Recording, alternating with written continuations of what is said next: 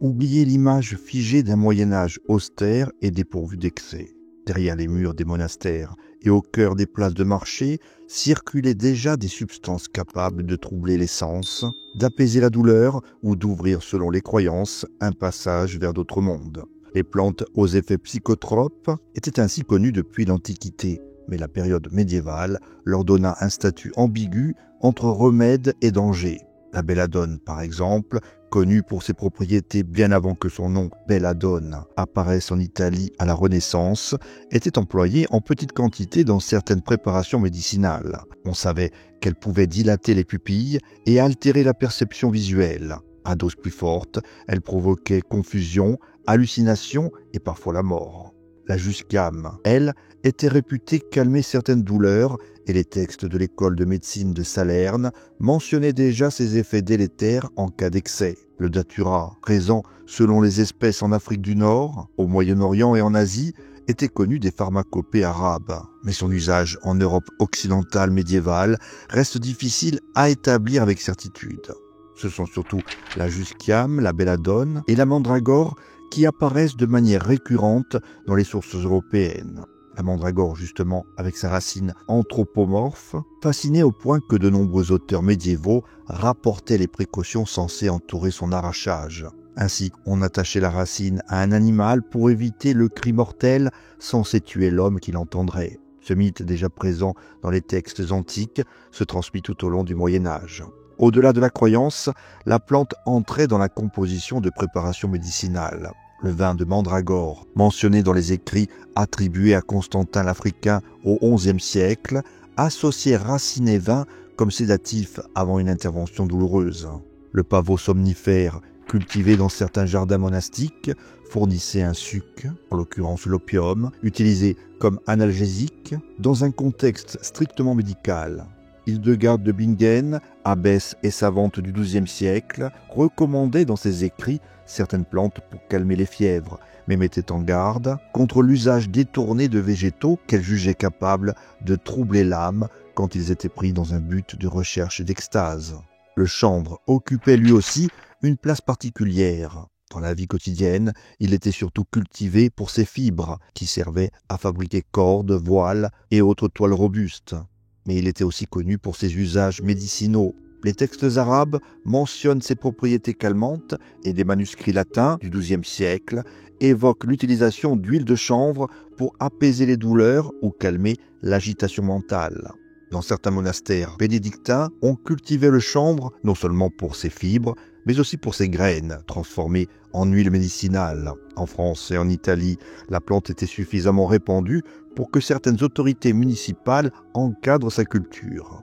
Des chroniques régionales rapportent que des artisans consommaient parfois des infusions de graines pour se détendre après de longues journées de travail, signe que ces effets étaient empiriquement connus, même si cet usage restait discret. L'alcool, quant à lui, faisait partie intégrante de la vie médiévale. Dans le nord de l'Europe, l'hydromel, boisson fermentée à base de miel, accompagnait autant les banquets que certains usages médicinaux où il était conseillé pour réchauffer le corps en hiver. Le vin et la bière constituaient les boissons quotidiennes dans de nombreuses régions, jugées souvent plus sûres que l'eau, qui parfois pouvait être polluée.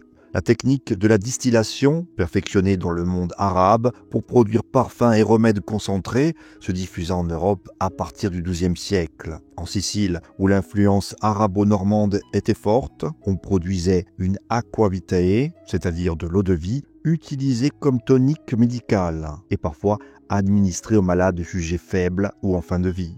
Dans les campagnes, les fêtes villageoises étaient propices aux excès. Un chroniqueur bourguignon du XIVe siècle raconte un mariage où les convives, après plusieurs jours de banquets et de boissons fermentées, se mirent à chanter et danser avec une telle vigueur que le curé de la paroisse en fut scandalisé. Les registres judiciaires mentionnent également des bagarres éclatées lors de foires ou de marchés après consommation excessive, preuve que les effets désinhibiteurs de l'alcool n'étaient pas ignorés. Ces exemples montrent que le Moyen-Âge n'était pas figé dans une stricte sobriété. Les apothicaires maîtrisaient l'art du dosage, les moines cultivaient et transformaient des plantes aux usages multiples, et les guérisseuses conservaient et transmettaient des recettes anciennes. les mêmes méthodes, les mêmes substances pouvaient guérir ou nuire selon l'usage qui en était fait, se situant à la croisée de la médecine, de la magie et du plaisir. Mais leur emploi n'était pas exempt de risques ni de surveillance. Dans un contexte où les frontières entre soins et pratiques occultes pouvaient se brouiller, certaines préparations valaient à leurs auteurs d'être accusées de sorcellerie. Par exemple, les guérisseuses, qui utilisaient jusquiam ou belladone pour calmer des douleurs, couraient un danger si un patient mourait peu après le traitement. Les procès inquisitoriaux de la fin du Moyen-Âge font parfois état d'onguents considérés comme hallucinogènes, saisis comme preuve dans des affaires de vol au sabbat. Les autorités ecclésiastiques surveillaient de près les usages jugés contraires à la morale chrétienne. Au XIIIe siècle, certaines décisions ecclésiales interdirent aux moines de préparer des mélanges pouvant altérer l'esprit, craignant qu'ils ne deviennent occasion de tentations spirituelles. Les archives judiciaires révèlent que ces substances pouvaient aussi être au cœur d'affaires à dimension sociale. Dans certaines villes, des apothicaires furent sanctionnés pour avoir vendu des élixirs contenant pavots au chanvre à des personnes jugées vulnérables ou irresponsables, après que des comportements erratiques eurent été observés. Dans d'autres cas, les autorités locales réglementaient strictement la vente de poudre ou de décoction par crainte d'empoisonnement ou d'usage malveillant. Quant à l'alcool, sa consommation restait acceptée dans la plupart des milieux, mais ces excès pouvaient mener à des sanctions. Des chroniques normandes du XVe siècle rapportent que lors d'une fête des vendanges, des tonneaux d'hydromel percés en pleine rue entraînèrent un tel désordre que le prévôt imposa une amende collective aux habitants, les accusant d'avoir troublé la paix publique par leur ivresse. Ces réglementations et ces poursuites témoignent de la connaissance qu'avaient les autorités médiévales des effets de ces substances et de leur volonté de les encadrer. Malgré les interdits, leur usage demeurait ancré dans la vie quotidienne, pour soigner, pour accompagner les grands moments de l'existence, pour adoucir les veillées, ou parfois pour offrir un bref répit face à la rudesse de la vie médiévale.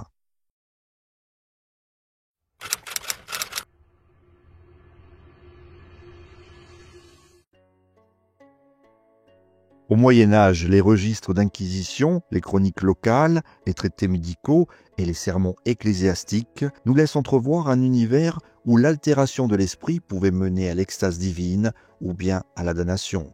Les onguents, dits volants, apparaissent ainsi dans de nombreuses affaires de sorcellerie, en particulier à la fin du Moyen-Âge et au début de l'époque moderne, souvent associés à des récits de vols nocturnes, de rassemblements interdits ou de métamorphoses. Les récits les plus détaillés datent surtout des XVe et XVIe siècles, mais des mentions plus anciennes existent. Selon les témoignages conservés et les interprétations ethno-botaniques modernes, ces préparations mélangeaient des plantes toxiques à une matière grasse servant de support. Comme on l'a dit, la jusquiame noire, connue depuis l'Antiquité pour ses propriétés analgésiques et hallucinogènes, était l'un des ingrédients clés. La belladone également, surnommée herbe aux sorcières, ajoutait ces alcaloïdes tropaniques, provoquant dilatation des pupilles, sécheresse extrême de la bouche, désorientation sensorielle et hallucinations visuelles. Ces plantes, en usage médical strict, pouvaient calmer la douleur. Appliquées sur la peau ou sur certaines zones muqueuses, elles pouvaient produire un engourdissement musculaire ou bien des hallucinations intenses. La graisse animale, la plus souvent porcine, jouait un rôle de liant et favorisait l'absorption. Les accusations de graisse humaine présentes dans certaines affaires spectaculaires sont aujourd'hui considérées avec prudence par les historiens qui y voient souvent un élément destiné à frapper l'imagination plus qu'un fait établi. En 1324, le procès d'Alice Kitteler à Kilkenny en Irlande mentionne des préparations suspectes utilisées pour s'envoler ou provoquer des visions. Dans le midi de la France, les registres de Jacques Fournier, évêque de Pamiers entre 1318 et 1325, documentent d'autres croyances et accusations liées aux pratiques nocturnes, mais pas de description directe d'un vol, comme on le retrouvera plus tard dans la littérature démonologique. Les sensations décrites dans certains témoignages, flottement, paysages défilants, franchissement d'obstacles, correspondent aux effets connus des alcaloïdes tropaniques, avec des paralysies partielles, des vertiges, ou bien encore une confusion entre rêve et réalité, voire des illusions motrices. Dans certaines régions rurales, ces préparations et ces états modifiés de conscience s'inscrivaient dans un contexte de rituels collectifs liés aux cycles agricoles. Les campagnes isolées conservaient des cérémonies saisonnières où la transe et l'ivresse faisaient partie intégrante de la fête. Les chroniques germaniques médiévales évoquent des danses de moissons en cercle, au son d'instruments répétitifs, parfois accompagnés de boissons fermentées aux herbes. En Bavière, des processions liées aux récoltes sont mentionnées dans les registres paroissiaux. Les participants, couronnés de fleurs, effectuaient plusieurs fois le tour des champs tout en chantant pour attirer fertilité et prospérité.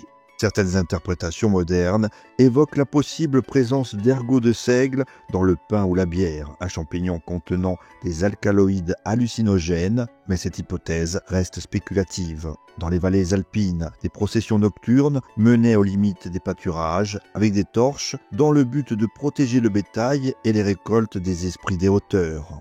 Ces rassemblements étaient parfois vus par les autorités ecclésiastiques comme des survivances païennes. Des synodes régionaux, surtout à la fin du Moyen-Âge, interdirent les danses et processions nocturnes non encadrées par un prêtre, craignant qu'elles ne dégénèrent en ivresse, en désordre ou en pratiques jugées superstitieuses.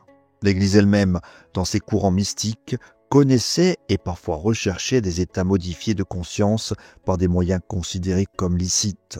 Dans les monastères et les ordres contemplatifs, le jeûne prolongé, les veilles de prière, l'isolement et la répétition rythmée des psaumes pouvaient mener à des sensations d'extase et à des visions. Catherine de Sienne, au XIVe siècle, connut des états de conscience altérés liés à une ascèse extrême, avec des privations alimentaires, un sommeil réduit ou bien encore des oraisons prolongées. Les infusions et remèdes médicinaux existaient dans les milieux monastiques de son époque, mais leur rôle direct dans ces visions n'est pas attesté par les sources. Les effets rapportés par les mystiques, chaleur intense, lumière perçue comme surnaturelle, ou bien la perte de la notion du temps, furent débattus par les autorités. Pour certains, ils relevaient de la grâce divine, pour d'autres, d'une tromperie diabolique, ou de causes naturelles comme la maladie, la faiblesse physique ou les émotions extrêmes. Les termes modernes, comme placebo, ne s'appliquent pas ici. Le débat se formulait en catégories théologiques et morales. Dans certaines fêtes religieuses ou monastiques, on préparait des boissons spéciales, mêlant vin et épices importées comme la cannelle, la muscade ou bien le gingembre. Ces boissons parfumées, très différentes du vin eucharistique, qui devait rester pur, étaient servies lors de repas communautaires ou de célébrations paraliturgiques.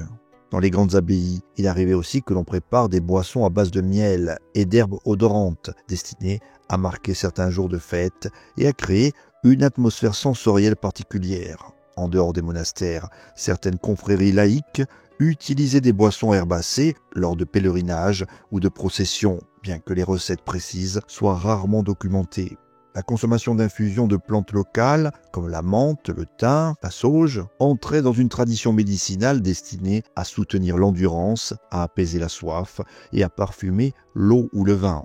Parfois, l'extase collective survenait sans recours à des préparations spécifiques. Lors de grandes processions ou de cérémonies, la combinaison de la chaleur estivale, du jeûne, des chants répétitifs et de l'encens suffisait à provoquer évanouissement, tremblements ou bien manifestations émotionnelles intenses. Des chroniqueurs du XIVe siècle rapportent que certaines pénitences publiques, comme les longues marches des flagellants, menaient à un épuisement tel qu'ils se transformaient en visions.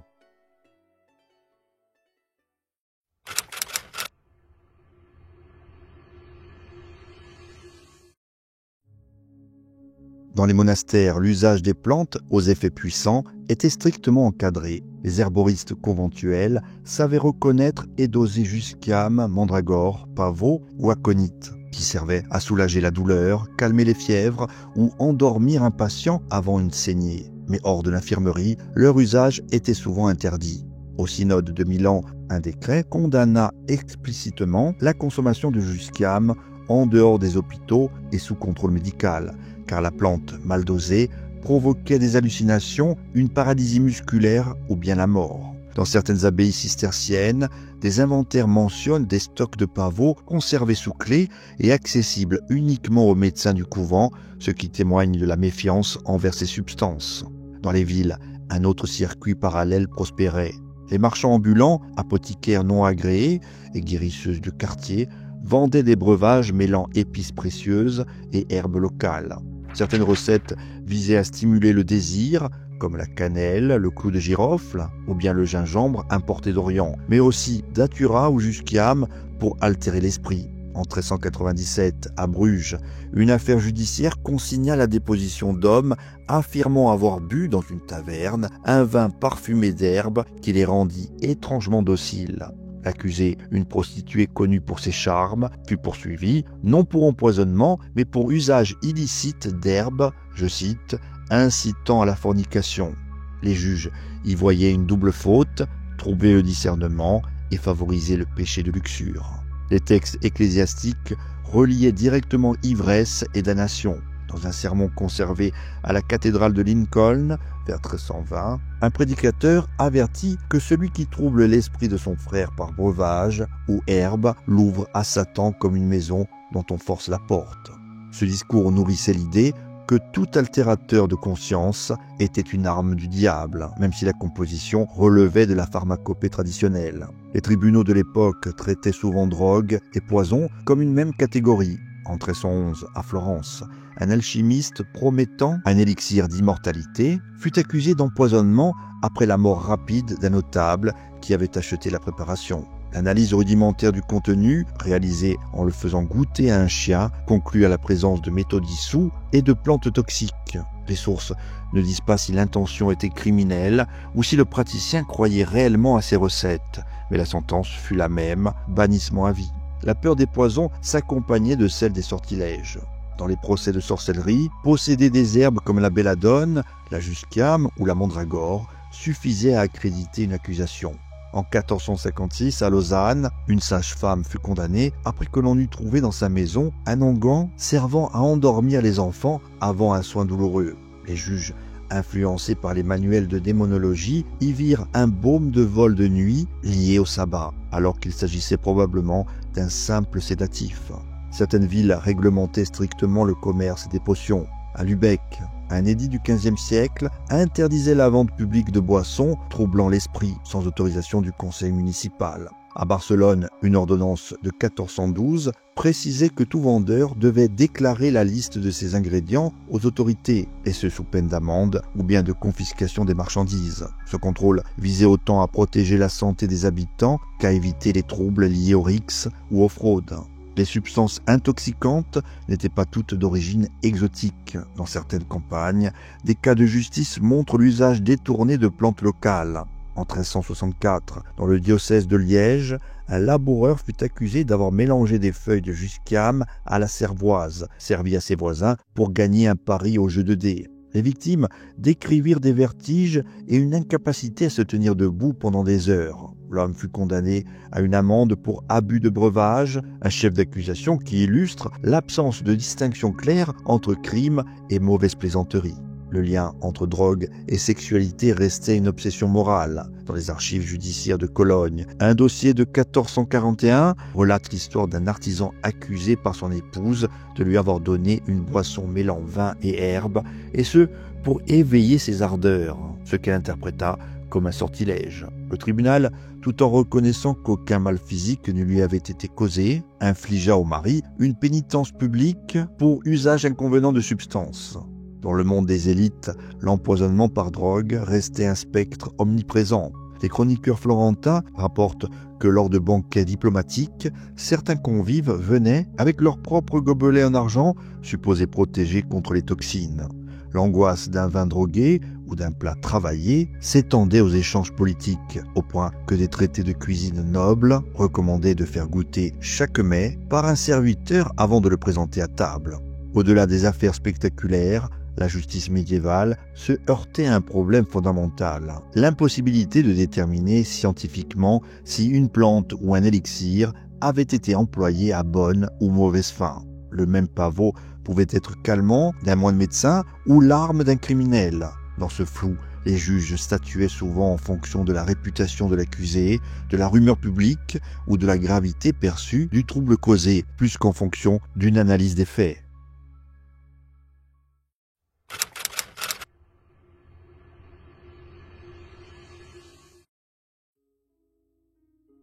Au Moyen-Âge, la transmission des savoirs liés aux drogues, aux plantes médicinales et aux élixirs s'appuie sur deux héritages complémentaires. D'un côté, la tradition savante écrite, héritée de l'Antiquité grecque et romaine, transmise et enrichie par le monde arabe. De l'autre, le savoir empirique, populaire, façonné par l'observation, l'expérience et la mémoire collective des campagnes. L'un circule dans les universités, les scriptoria et les bibliothèques monastiques, l'autre se transmet dans les maisons, les marchés et les veillées, porté par ceux qui soignent et par ceux qui survivent.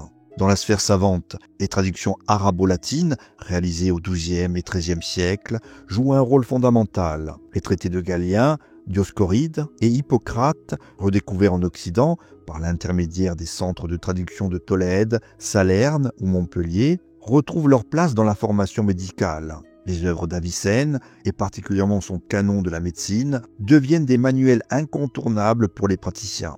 Le médecin et philosophe Al-Razi, connu en latin sous le nom de Rhazès, fournit des observations précises sur les effets de nombreuses substances, depuis les simples calmants végétaux jusqu'aux drogues plus puissantes. Au XIVe siècle, le Taquinum Sanitatis, adaptation latine illustrée du Taquim al-Sira d'Ibn recense avec précision les vertus, les usages et les dangers de dizaines de plantes.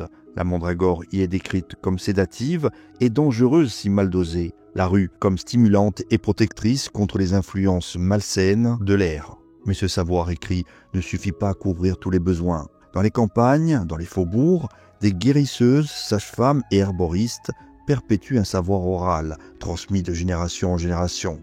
Elles connaissent les saisons de récolte, les dosages empiriques, les combinaisons d'herbes qui apaisent ou stimulent. Certaines recettes relèvent de la stricte médecine. D'autres, en revanche, flirtent avec le domaine de la magie. Les registres du Parlement de Paris, à la fin du XIVe siècle, mentionnent plusieurs procès où des femmes sont accusées de préparer des philtres nuisibles, à l'image de décoctions mêlant pavot, aconite ou jusquiame, connues pour provoquer sommeil profond, hallucinations ou désorientation.